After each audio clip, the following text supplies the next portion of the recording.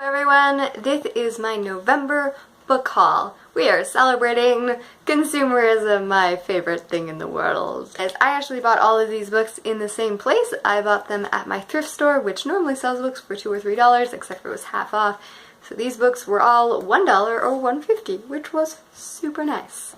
Hollow City by Ransom Riggs. I read Miss Peregrine's back in September. I adored it a lot more than I thought I was going to. It really surprised me in its unique themes and its characterization of characters that were a little bit out of the norm, which made me happy.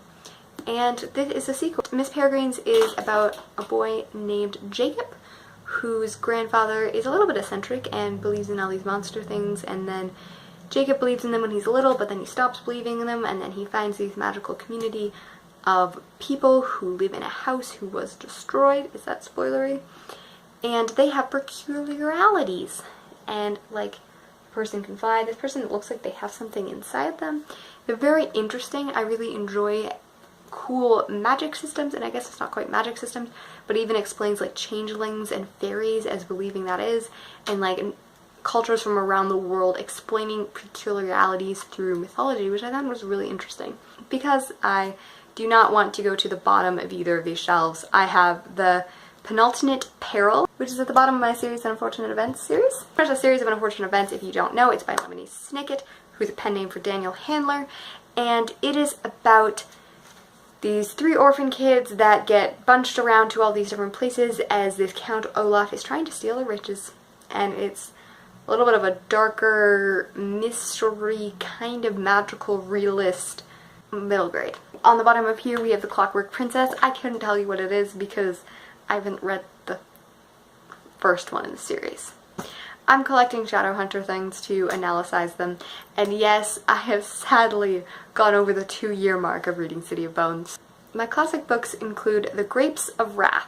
This is a book about Great Depression and Dust Bowl and depression and this guy getting off for murder and then his family loses his house. It's a very interesting book.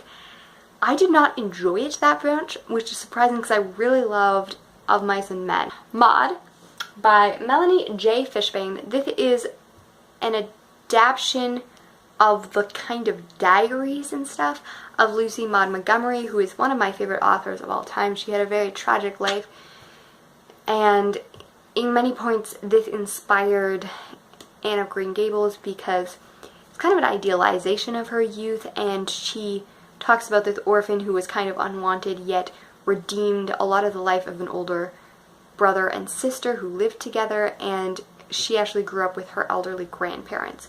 So there's definitely some parallels to it. I'm very interested to read it as I have had it on my mind for a long time, and I saw it and I was very excited.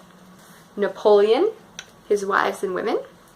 I have already read part of this, not very much, but I am very excited. I have a huge love for Napoleon, not like the person, but I just find him and the French Revolution very interesting. The Second Sex by Simone de Beauvoir. This is like a really old version of it. It is one of the formative feminist books, I believe, and I have read snippets of it before. My school library has it, so I've read through it and found really powerful parts.